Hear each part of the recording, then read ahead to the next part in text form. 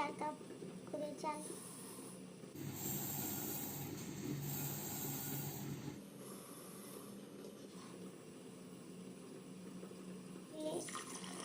আধা ঘন্টার মতো।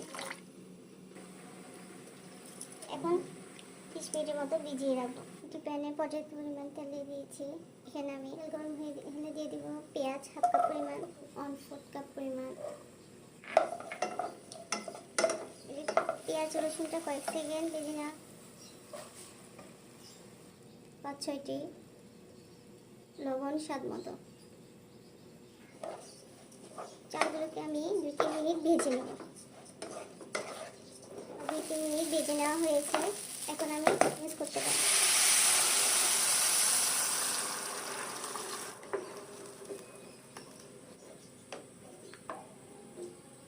ঢাকনা দিয়ে দেখি রান্না।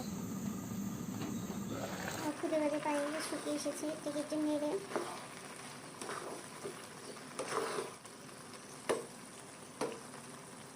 ঢাকনা দিয়ে ডেকে রাখবো। আধা ঘন্টা পর এখন আমি খুদে ভাতটাকে নেড়ে চেড়ে দেবো।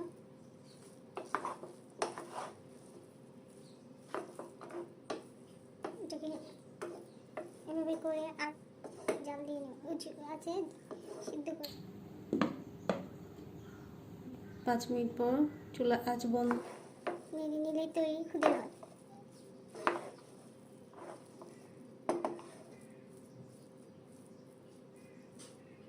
তেল দিয়ে দিয়েছি, দিয়ে দেবো 1 কাপ পরিমাণ পেঁয়াজ, 3 টেবিল চামচ পরিমাণ রসুন, 4-5টি কাঁচামরিচ। পেঁয়াজ রসুনটাকে হালকা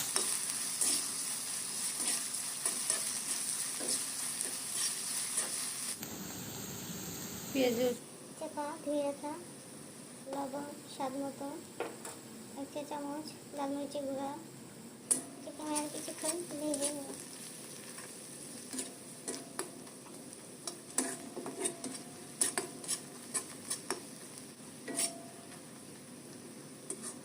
এখন আমি বাটি তুলে নেব।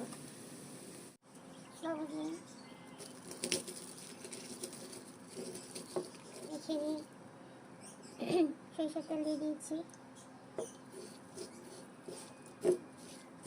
পেঁয়াজ ও মরিচটাকে ভালো হয়ে গেল আমার মরিচ ভর্তা।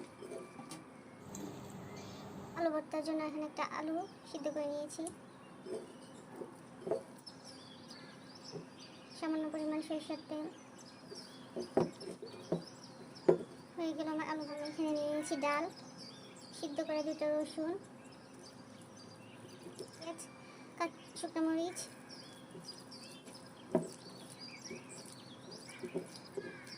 হয়ে গেল ডাল ভর্তা। পাকা মিষ্টি কুমড়া সিদ্ধ করে দিয়ে দিব লবণ, পেঁয়াজ, শুকনো মরিচ ভর্তা, সরিষার তেল সামান্য, হয়ে গেল পাকা মিষ্টি কুমড়া ভর্তা। ডিম ভর্তার জন্য আমি এখানে নিয়েছি একটা ডিম, সামান্য পরিমাণ লবণ, এটাকে মেখে নিচ্ছি।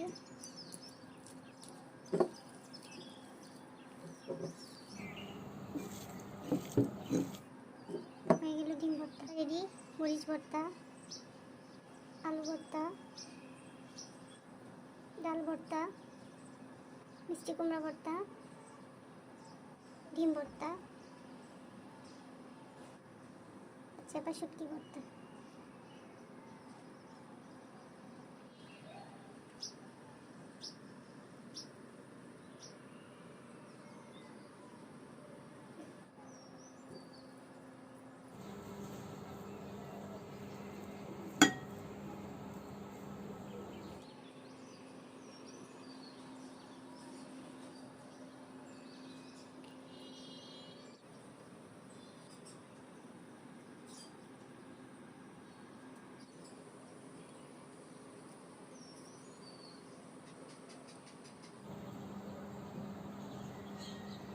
ডাল, মিষ্টি লাউ ভর্তা, ডিম ভর্তা, মরিচ ভর্তা, চাপা শুটকি ভর্তা।